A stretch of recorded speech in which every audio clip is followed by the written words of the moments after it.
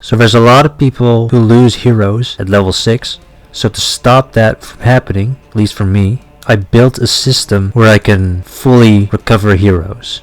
And at the end of the video, I'm going to show you my graveyard, and then you can decide for yourself if it's working.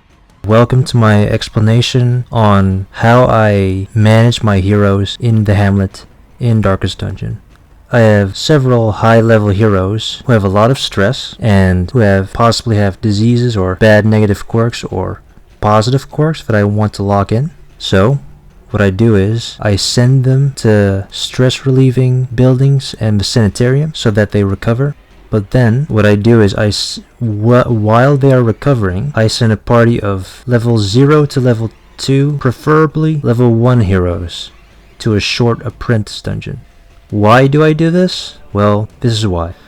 So I want my level 5 and 6 heroes to be in top condition, remove as many bad negative quirks, lock in as many good positive quirks as possible, remove all bad diseases, remove all stress to minimize the risk as much as possible. But if I recover 4 level 6 heroes, I can't use these heroes right now because they're recovering. And I can't just send 4 other level 6 heroes to a dungeon, because if I do that, we're going to get stressed and get diseases and negative quirks, and then I have to spend 1 week recovering them, and these other level 4 heroes might not be fully recovered as well. So I'm going to have 8 heroes now. 8 level 6 heroes who are not fully recovered. And if I send 4 more level 6 heroes and they get a lot of bad negative quirks, disease, and stress, and they come back, well, then I can possibly have 12 heroes who still haven't recovered. And if this keeps going and I have a full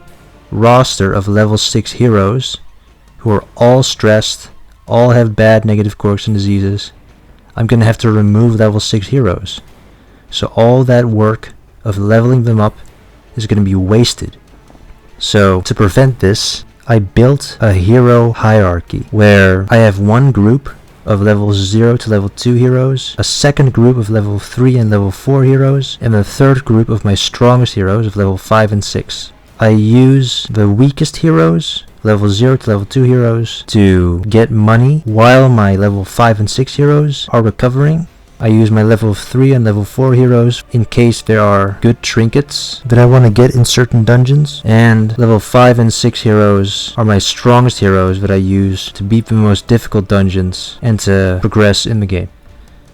So I get a choice where I can recruit level 0, level 1, level 2, and level 3 heroes. I prefer level 1 heroes because, as you can see, level 0 heroes do not have all their abilities unlocked. Level 2 heroes do have all their abilities unlocked, but they are too close to level 3, so they can't do apprentice dungeons for very long. But level 1 heroes have their abilities unlocked and can do apprentice dungeons longer than level 2 heroes, because it takes longer for them to reach level 3. And if they're level 3, they can no longer do apprentice dungeons. So level 1 is the sweet spot. So it's a cycle. Champion heroes, I use them in a dungeon, they get stressed, they recover in the Hamlet. While they're recovering, apprentice team farms gold, I get gold, money pays for recovery, champion heroes are recovered in return, and then I send them to champion dungeons again. And the cycle continues. So obviously, when I'm using level 1 heroes like this, level 0 to level 2 heroes like this, I need to replace them constantly, because when they get too much stress or become level 3, they can't do apprentice dungeons very well with too much stress, or they simply can't go there when they're level 3. So I replace them with new heroes that come frequently after almost every dungeon, and this keeps the pipeline going. So let me give you an example. So in this example, I have a Hellion, a Vestal, a Man-at-Arms, and a Jester. I see they have negative quirks, a disease, and some stress, so I send them in the Hamlet to recover. So these 4 champion level heroes were designed to fight the Shrieker, and I've learned this team composition from Hidden Squids Gaming, so credit goes to him for that team composition.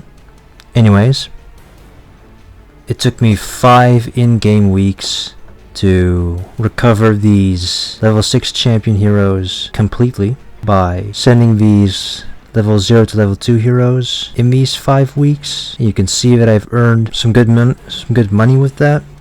There were times where I escaped with no deaths, by the way. But there was also at least one dungeon where I had a victory and cleared the dungeon, which allowed me to earn more money, as you can see.